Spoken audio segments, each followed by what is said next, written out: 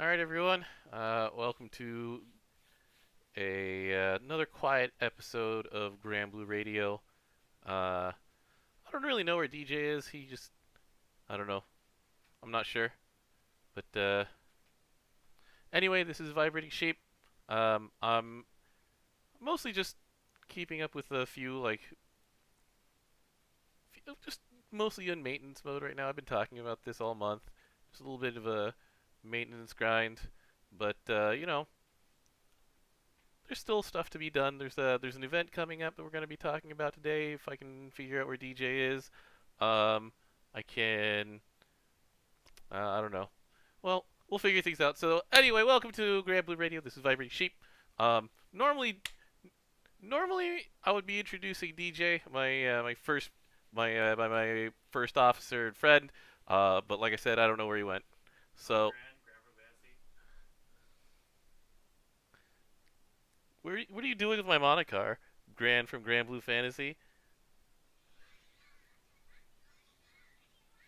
All right. Anyway, so what I'm gonna have DJ hop in the call at some point here, but right now, this is Vibrating Sheep of Granblue, and we're about to let's see here. We're about to hit June. We're about to not just hit June, but we're going to do Super Delinquent Island. Did you steal my Did you steal my Ouroboros too? What are you doing with all of my plushes?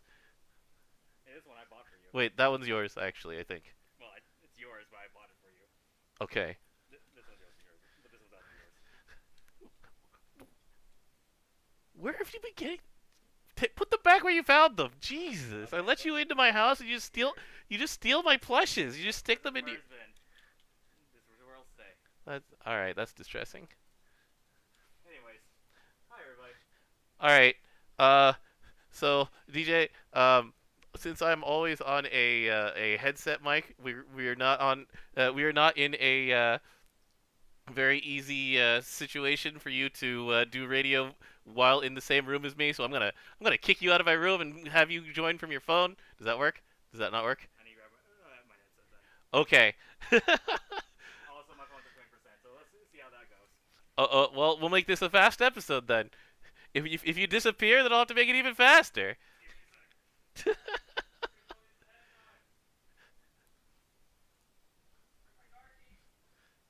All right. So anyway, it actually is going to be a short episode this week. We got Eugen 5 star. We're gonna do a very quick preview of Showtime Legend of the Blue Yonder, which is one of the more fun um, like event titles they've had in a while. It is super throwback. Anyway, how are y'all doing? Well, DJ, hops into the call and figures out where he's gonna be. I am just in here hitting my Replicard sandbox.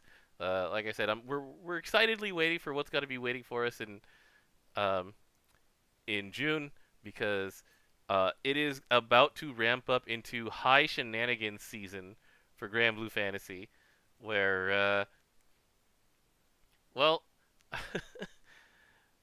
it's gonna be summer, and summer means a bunch of reruns.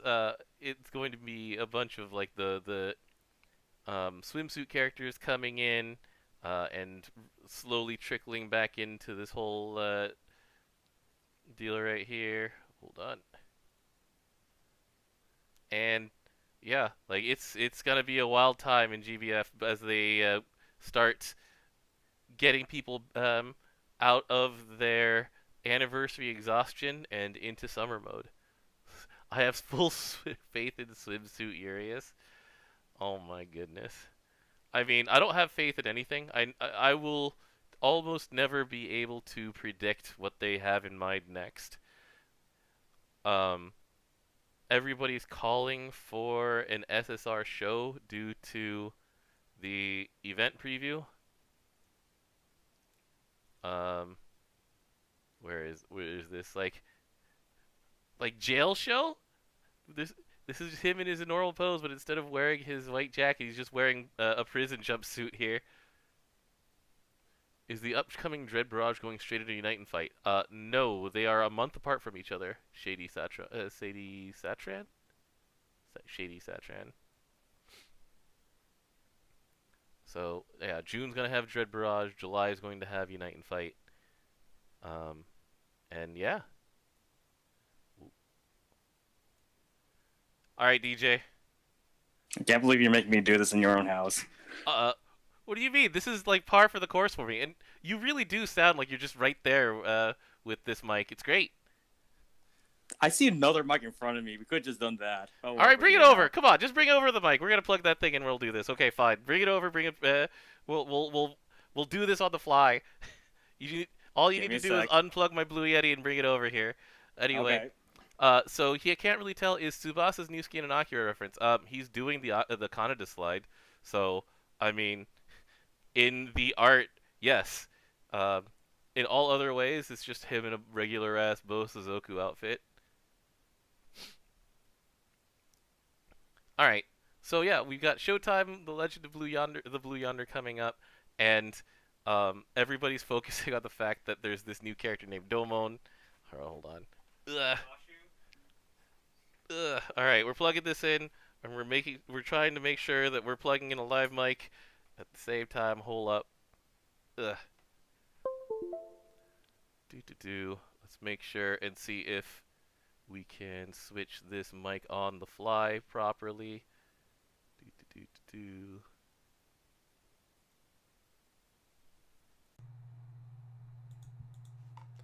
All right, we're here on a mic.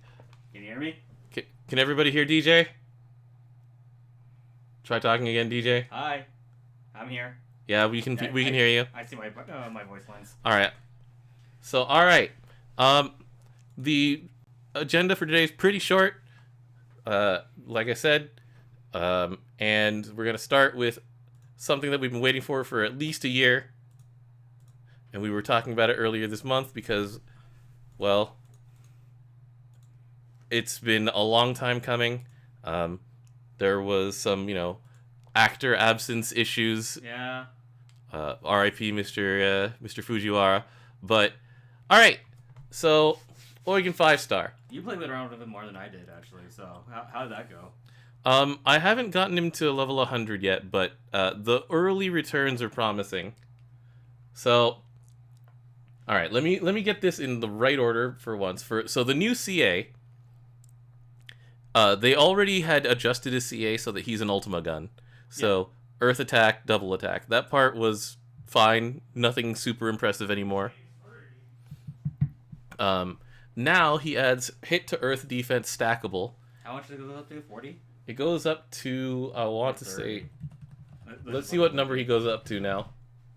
It is,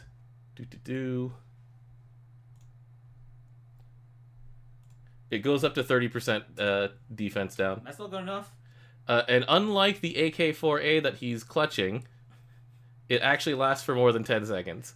Yeah, that was that's still very questionable, AK-4A. I don't know why they haven't changed that yet. I also don't know why they haven't changed that yet, but we'll move on. Alright.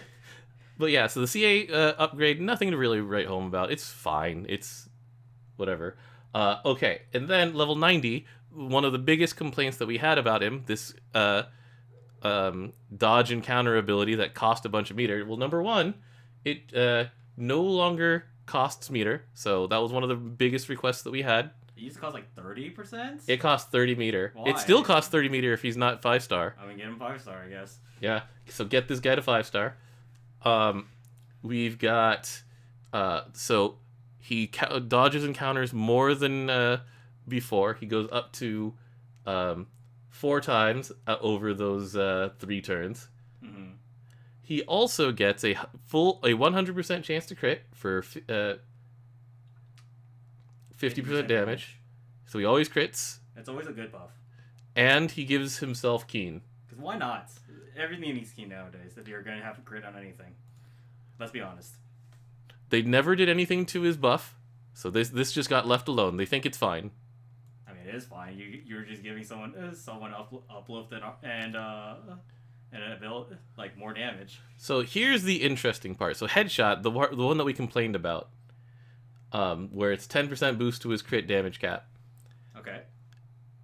It upgrades at level 95. I haven't gotten it yet. He's 200k XP away. I'll get there. It does the following things now. So he gets a new ability called Gun of Ties, which is a nuke, which does 1.3 million damage base, which is a pretty big number. That's base.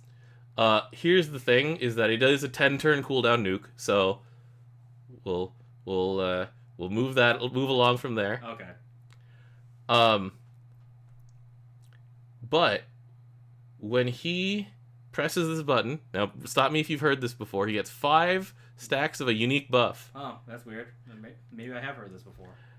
So when he CAs, then he will do a nuke per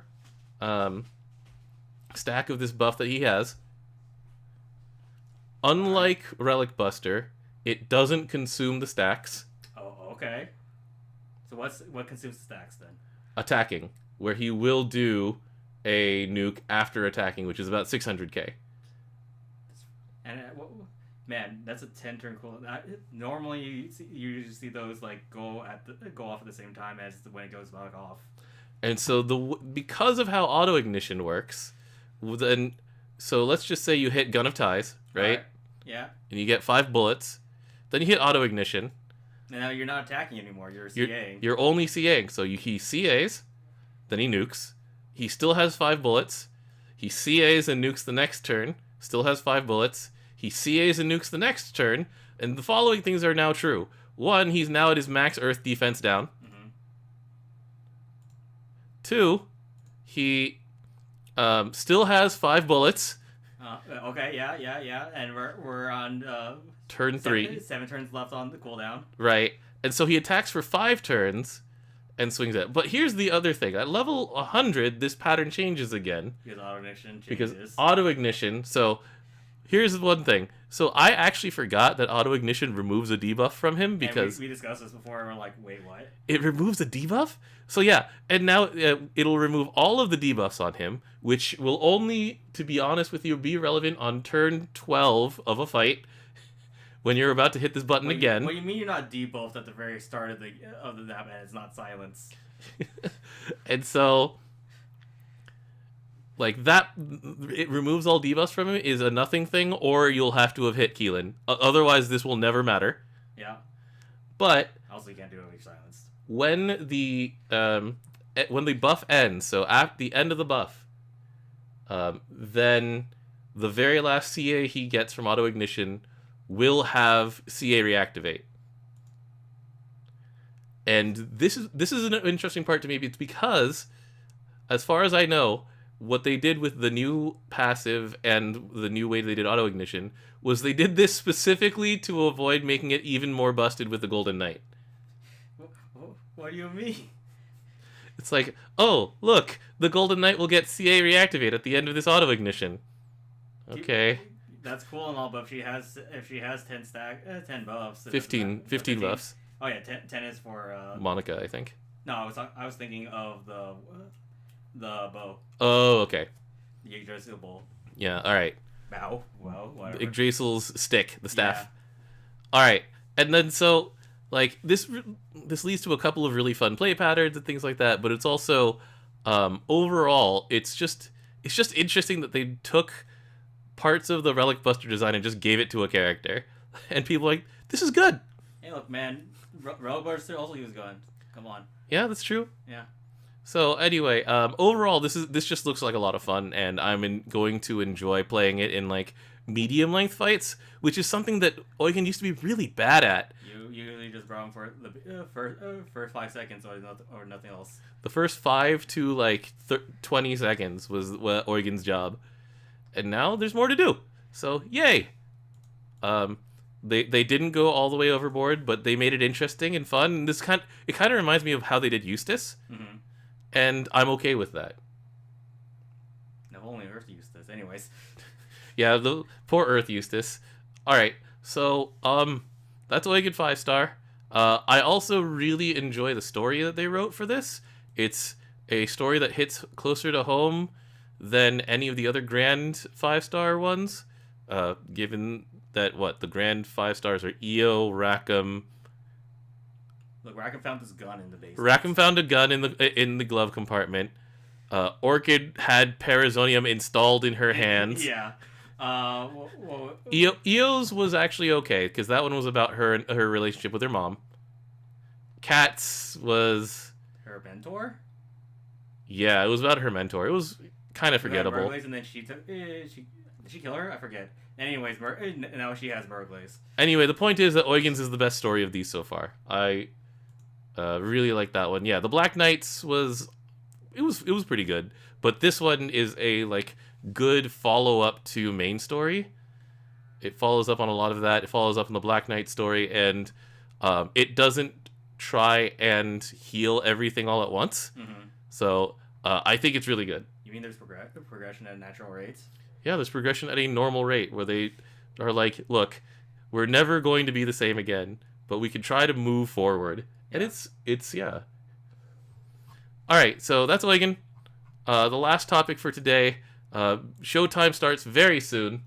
Like the current event, the rerun event, is ending in like a couple hours. Yeah, and so in about 5 hours, Showtime starts. Also soon it's almost Premium Friday, right? It's almost Premium Friday, where we'll just log in and play this event and collect 300 crystals and a shrimp. Yeah. And then Daryl out there will yell, "I miss you, Friday!" I mean, I should go grab that pillow. Wait, there's a... Oh, you have the shrimp pillow here?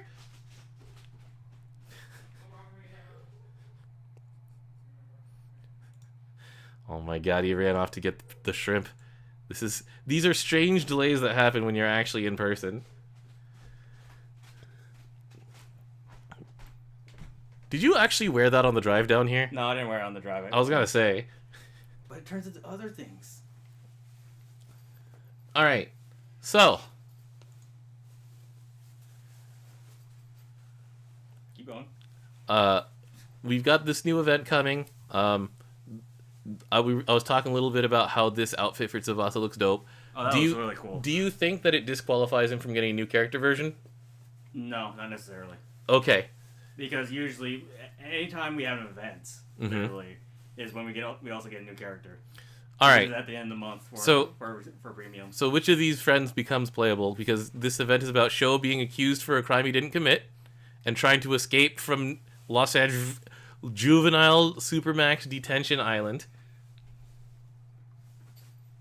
And then the official preview for the event says that Elmot's going to be there as part of the faculty of Mysteria. Let's go. It doesn't show him in his Blazing Teacher form. It shows him in his original, like, pyromaniacal hobo form. Look, we haven't had a new Elmot in a long time. Since The Other Side of the Sky. Before The Other Side of the Sky, when he was Blazing Teacher Elmot. So, anyway, which of these characters do you think gets an SSR in the... Domon. Domon, you think, in 3 days? Look, I just want to make G Gundam references. That's what everybody wants to do when they hear the word Domon. With the help of Kyoji! Yeah. I'm calling for Sho because Taniyama Kisho was on Granblue TV channel. True. But that's not necessarily a leading indicator. It's a type of indicator, but it's not usually the strongest. No. And I really do want Elmot to get out of SR jail. He's been in SR jail for a very long time. When did his original SR come out? Let's go find out. Let's go see. Let's go look up Elmot and see what year that the original Arsonist version of him came out. Because he's gotten 3 versions now. They're all Fire. They're all SR. All right, click on extra data. All right, 2014. So 2014, March 10th. That's when the game released. He's been here since the release of the game. All right, and when was it? Oh, Blazing Teacher. Blazing Teacher Elmot was 2017. So it's been 4 years since he got a new version. I think it's happening. I think it's happening, DJ. I think we're here for an SSR. I want this. I want this too. People like this character. They do. I like this character. He's cool. He's their GTO stand-in. All right. But yeah, that's pretty much it for this week. Yeah. by this time next week, we'll have the following things. We'll have June Choreogra. We'll be able to talk about the new characters from Showtime.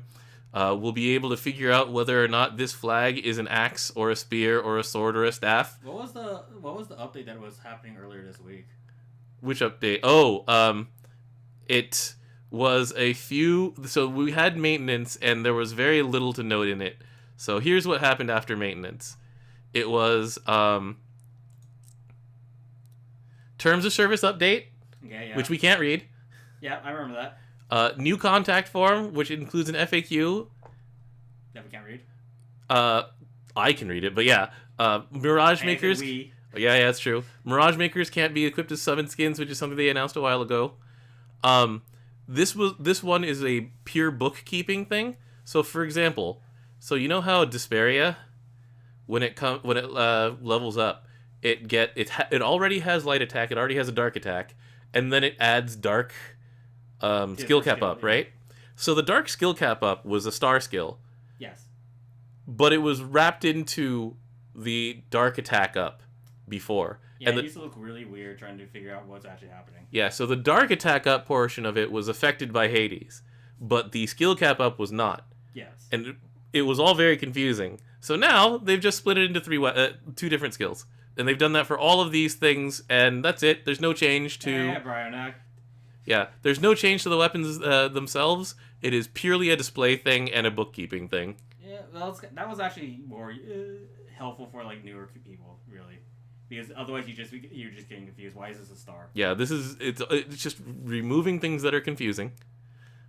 They cut down they reduced all honors in Dread Barrage by a factor of 100, so it's 1% of what it was before. So Bow Before the Master of Dread used to be earn 4 billion honors in Dread Barrage. I'm not going to play Dread Barrage. Now it's going to be earn 40 million. Okay, that's more reasonable. But the thing is, they're adjusting the amount, so I'm guessing that the amount of honor you get from Dread Barrage is also going to be cut down by 100. I don't even remember what I get in Dread Barrage other than getting the tickets and leaving. Yeah, and then the other thing about this maintenance was that it fixed... So did you know that every version of Narmea that has ever come out has been bugged on release? Yes, I did. Yeah, so the latest version of her, they fixed a bug where Zephyrus didn't affect her. Sometimes. That's it. Oh, you mean the Zephyrus one where you get meter? No, it was the one where she wasn't getting skill buffs properly. Oh, what?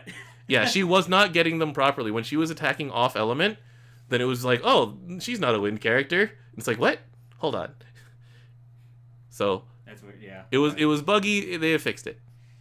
Look, it's hard, man. It is hard. Like I'm not going to make fun of them for releasing a bug thing. It's just that Narmea is complicated and forces them to look at parts of the code they probably haven't looked at in years. All right, which version of Narmea we're missing now? Fire. We have wind, earth, dark, and we don't have light. We do not have light because Valentine's Narmea was another dark, wasn't she? And SR as well. And SR. So yeah, we're and we have summer Narmea who's water. Yeah. So we're missing fire Narmea and light Narmea. They'll make one. They need to wait. Who is going to finish the rainbow next? Who's the other contender? Clarice. Oh yeah. Cagliostro's in 3 now? Water, light, dark, earth. Water, light, dark, earth. Oh, she's in 4. Yeah. And Clarice is in fire, light, dark. Earth. Yes, Christmas. So she's also at 4. I'm betting my hedges on Narmea, really. Zeta is at fire, earth, water, dark, light. So Zeta's the next contender. When we get a wind Zeta, but there aren't really society characters in wind. There's just like, wait, there isn't any.